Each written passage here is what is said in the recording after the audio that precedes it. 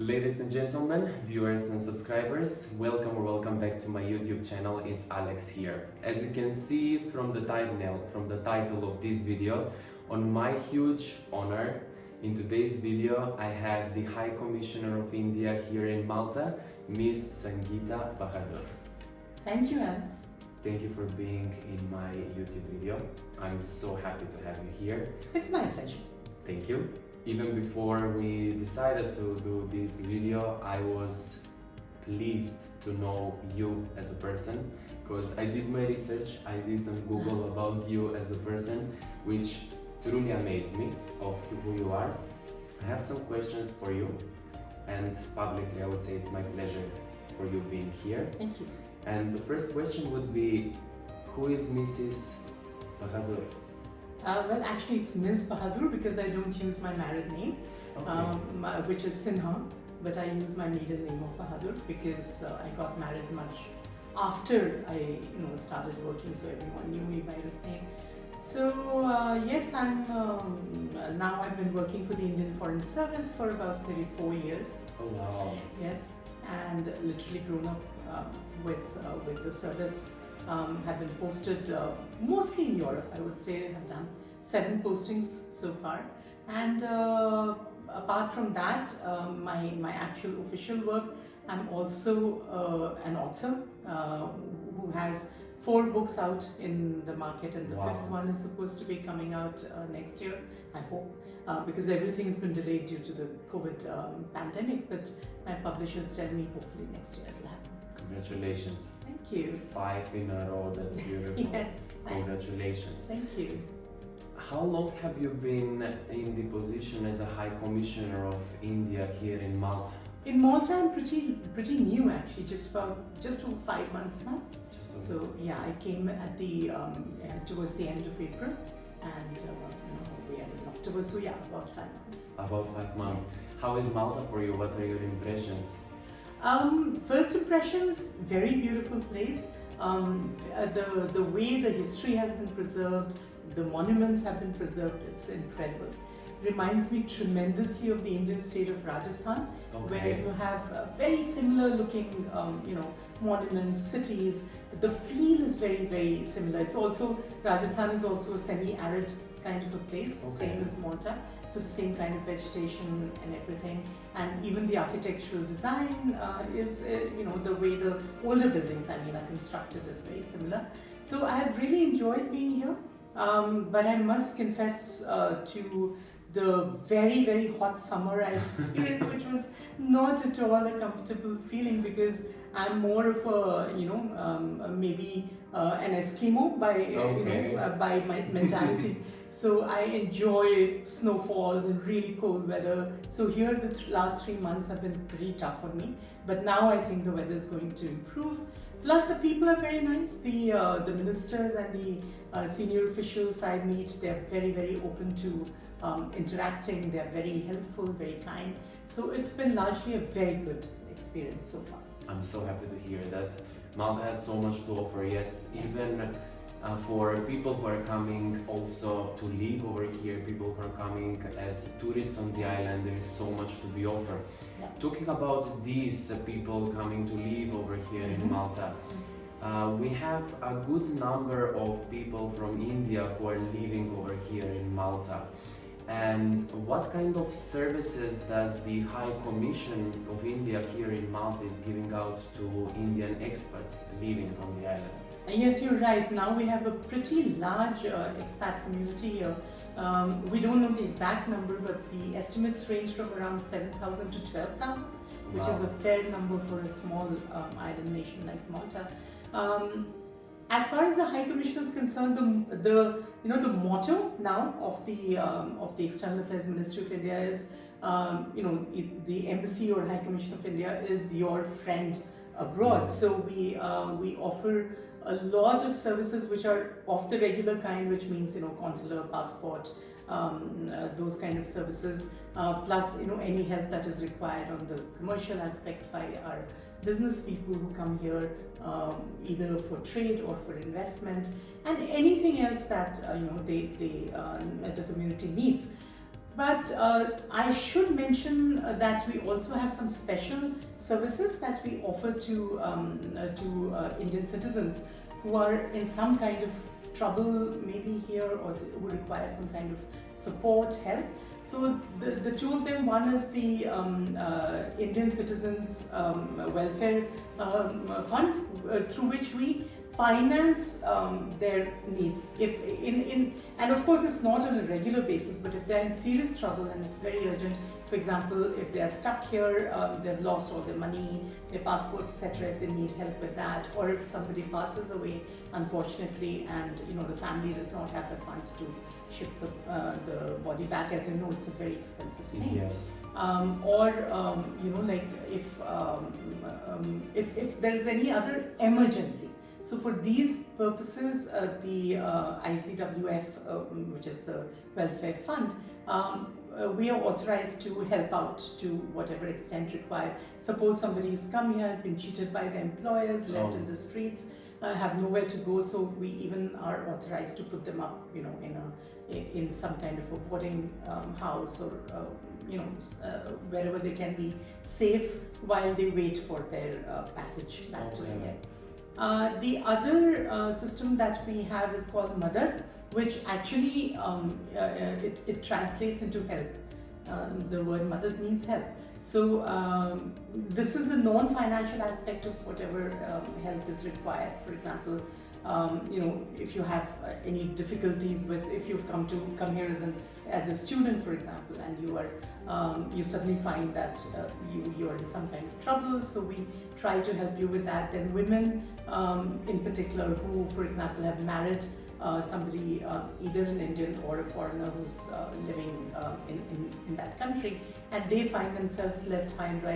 It happens not so much here, but in many of our missions where there are large Indian communities, these are, unfortunately, it's a fact of life. Many of them find themselves in serious trouble because the man leaves them or is mistreating them, or there's domestic violence. So in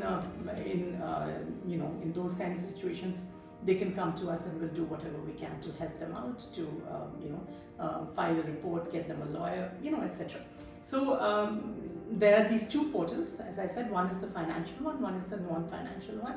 So any Indian citizen who requires help of any kind and who's in trouble while abroad can approach us, and we help them out. Wow, this is so good to hear, because considering, even as you mentioned, not official number but an estimate, that means that people can actually feel home even though they're not home, because they have support from your end. That's true. And as High Commissioner over here, even in their name, I would thank you for everything that you're doing. Thank you. Talking about these, something clicked in my mind. What is the most challenging thing that you might have encountered throughout the 5 months since you've been here?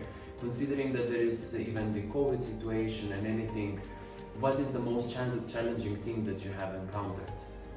I would say on a notional level, I would say it's the difficulties associated with profiling India here, because we mostly do that through events, through meeting people, through organizing celebrations, cultural stuff like film festivals, etc., which we have not been able to do at all, certainly not in the 5 months that we've been here. So to be able to keep India there on the horizon somewhere for people to see, it's become a very, very difficult thing, but still we have been trying. We have done quite a few things in the last 5 months. The other is, as we were talking, like things like Indian nationals being in trouble, because we've come across quite often various things, including employers who've called them here not carrying out their responsibility towards them and leaving them high and dry, where we have to take over and do something. Then there's also been the issue of the Indian vaccine certificates and vaccines not being recognized by Malta, despite the fact that so many other countries in Europe have recognized them, because of which it puts our nationals in the position of having to. Earlier it was very bad, it was forced quarantine in a hotel, but even now they still have to quarantine because our vaccines are just not being accepted for whatever reason. So these are the three issues I would say I've faced, which are challenging and will probably continue to be in the future.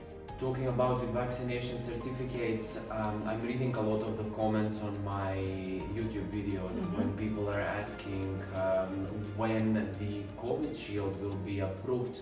Considering that COVID shield has been approved in my last research was in over 20 countries around Europe, and still unfortunately here in Malta, it's not recognized.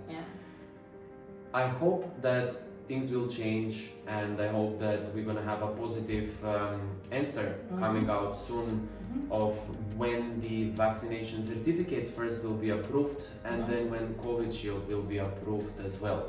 I hope that will come out sooner. Absolutely, Alex, because that is creating a lot of difficulties for our people.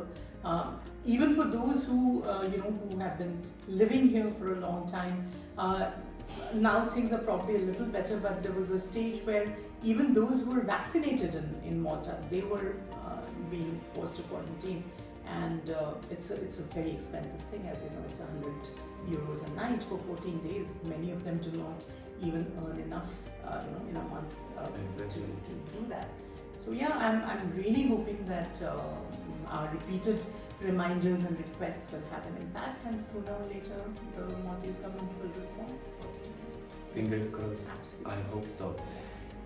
Now, talking about this, we've mentioned quite a lot of interesting topics so far, and something else that I have been seeing when we are in some of the newspapers online, I always like to check in the search box as a nationality, and something that clicked is when you type Indian nationality in Malta, there is none of negative articles about people from India, nothing connected with crime or anything like that. Which for me it's beautiful, considering the fact that I do have a lot of friends from India who are living in Malta, and I know that they are people who are always coming out clean and always with a good sense and always with a good heart approaching to the island. And this is something that I've noticed, and I assured many people around that the Indian community over here, it's actually giving out their best in being the best representatives of their country over here in Malta, by even abiding to the rules and also being so genuine to the country. So there was not even a single article that leads to anyone doing any harm or anything on the island, which is really good. Absolutely. And my last question, I don't want to take your time as a busy High Commissioner, I would like to ask the upcoming events, since we did have a challenge of not being able to do any events, do we have any foreseeing events that are coming out? Yes, in fact, just a few days ago we celebrated the 152nd birth anniversary of Mahatma Gandhi, where the Maltese foreign minister was kind enough to come as our chief guest, and this was done at the Peace Lab. And they have, I think, 2 busts of Mahatma Gandhi there. So we went there and we had a very nice, not a very long thing, but about half an hour or so. So that was a beginning. And now we have what is called Durga Puja, the worship of the goddess, which comes up around this time. It's a 9-day celebration. It is the Bengali community here, the people from Bengal, they are organizing something on the 13th. So it will be they're putting up an image of the goddess, and all the rituals that go with it, which are very interesting, and a cultural program as well. So hopefully that will attract a lot of people. After that we have Diwali coming up, so we are planning to do something, the Festival of Lights. That is a festival which has taken hold of the imagination of people around the world. So now, for example, in the UK, in the US, and France, all these places you have official celebrations of the festival. So here it is not official, but the High Commission will be helping the community to to find a place, to do the celebrations, work out the program, etc. So that, plus we are now maybe in January we are planning a film festival, a Wow. food festival if we can. So Wow. as the country opens up and more people are getting vaccinated, as you were saying, and it's safer for people to come together, so we are trying to do as much as we can, as quickly as we can, because there's been a long gap of nearly a year and a half when we have not been able to do anything to it. Wow. Well done. Bravo. Thank you. Miss Ingida, I would like to say thank you for being on my channel. It was a pleasure. It's a pleasure being with you here. It's a pleasure being with you on my YouTube channel. I'm pretty sure that many of the viewers have enjoyed of what we have done so far. Thank you. Thank you, Alex, for giving me this opportunity. Thank you for being over here with me. If you enjoyed this video, guys, I hope you're gonna like it, and please make sure to subscribe on my YouTube channel, and until I see you in my next one, bye.